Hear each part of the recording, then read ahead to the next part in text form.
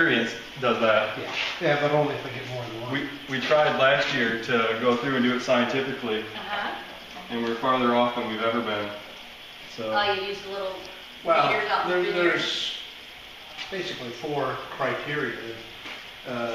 Mother Nature, Mother Well, Nature, Mother Nature, Mother Nature. No, it's, we look for the ripeness, the sugar, the acid, the pH is very important in some varieties like Pinot Noir, more so there than other varieties. And then the taste. You have to be going through tasting all the time. And Merlot and Cab Franc are really pushing the limits for varietals for our climate. So they're generally the last grapes that we harvest. So we know when to harvest them when we've got everything else harvested, and we say, what do we do now? Then we harvest Cab Franc and Merlot. Well, the artistry of your work comes when you blend this Merlot with the Pinot Noir and make that recipe work. We were talking earlier about how chefs use seasonings and salts and spices, and it's sort of the advantage they have.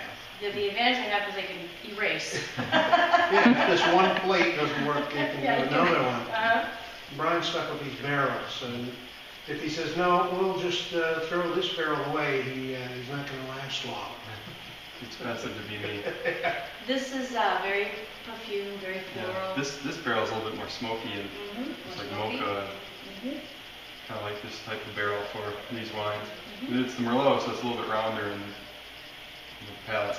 Soft, full body, and bright, very bright. Yeah, 2010 was a great year. Things really did get ripe. It was one of those years where we didn't have to wait until the absolute last leaf dropped off of the vine, and we knew there was going to be no more possibilities of ripening. It was a year where we could pick, and it was still fall, it seemed like. So this is the 2008 trio, the little vintage variation. So this is the final So this is recipe. the final, yeah. This is the recipe that we came up with in 2008. Not all of the barrels will go into the trio. You can smell the Pinot Noir, floral. So this is the one that was 70% Cabernet Franc and 28% Merlot and 2% Pinot Noir. You taste the softness of the Merlot. You taste the, you get the spices of the Cabernet Franc. Get that up front. Merlot in the middle. The acidity of the Pinot Noir. It's a beautiful balance. Really nice food wine too. Nice with barbecue, nice with beef, even pizza, more casual dining. Yeah, as this type of blend of grapes, it shows off the floral aromatics that we get up here in the nation. It doesn't have the big blockbuster tannins that a lot of red wines It doesn't have to. No, because it does have what you mentioned, the fruit acidity, which gives it the structure and the backbone to stand up to food. And I think much better than many of those bigger. Maybe a smoky cheese. Yeah. Would be nice with this. Flabby's not a word we use very often around here. Yeah, flabby. We don't like flabby. Well, not for the wine anyway. I've heard it behind my back. Well, you got a flabby back? No, not above my back, behind my back. Beautiful wine. And so how do you come up with the recipe? I mean, do you have a... Tasting. So, but do you set up glasses and just go, We this have, one has more Syrah, this one has more Pinot Noir? Pull all of these barrels and put them into, and put them out and lay them out and then work out the blends and try them at the proportions, and then we add and subtract barrels because we have multiple And blends. this takes a day, a week, well, it'll an take hour, a good half months. a day, but each time, and they change every month. So we don't just do it one time and say that's it.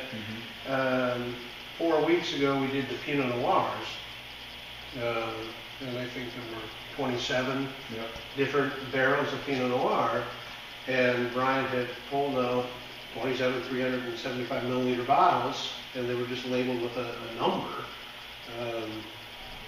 And we went through 4 of us, the 2 cellar technicians and Brian and myself, and went through.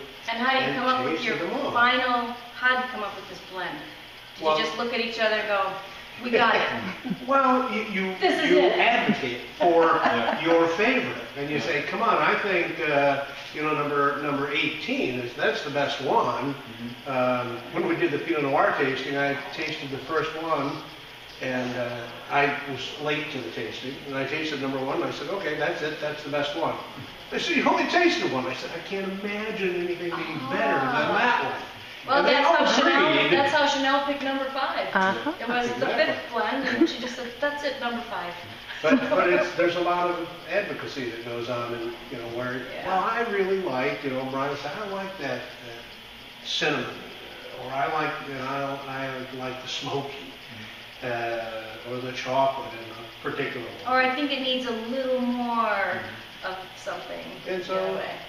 Has your wine ever been compared to Chanel number 5? That's first. Not that I know about. What's that floral?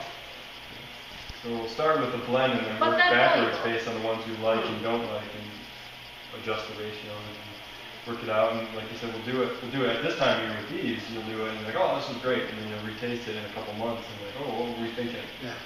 Because they change so much each time, but we're constantly monitoring them to see and think about what we want to do next time as well. So not only that, when you're tasting 20 barrels, you're keeping track of all the flavors in your head and which ones you think would work together better than others and which ones you wouldn't like in the blend. Well, the importance of notes. Yes, I notes. mean, Yeah. if you don't have notes You don't on have it, notes. then you're just drinking. Ah, Because- exactly. I've got pages of notes that nobody cares about but me. So, And no one can read them except you, either. probably. It's kind of strange. Especially after you've tasted No.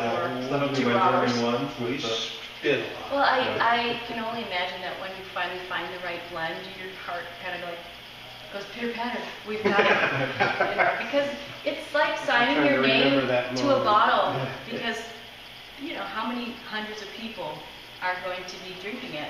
And that's the wine that you made and Yeah. picked out, and it's your blend. It's like a work of art. Thousands of people are going to look at it, but really they're going to be drinking it. Yeah. So there is I a certain think, I'm not going to tell you, poetry to it. but the number one question in the tasting was, Oh, there's one of the winemakers. And they always say then, what's your favorite wine? And so I always pull out, a picture of my 3 kids. And they say, well, ask me which is my favorite, Yeah. There isn't a favorite. You sweat and, But tears you of have blood over but you all have these favorite things. And things about each one. That's Just right. like there's That's favorite right. things about the Syrah, favorite things about the Cab, That's- favorite that's things about correct. the Pinot Noir. All together creates the little family in the glass. Oh my gosh.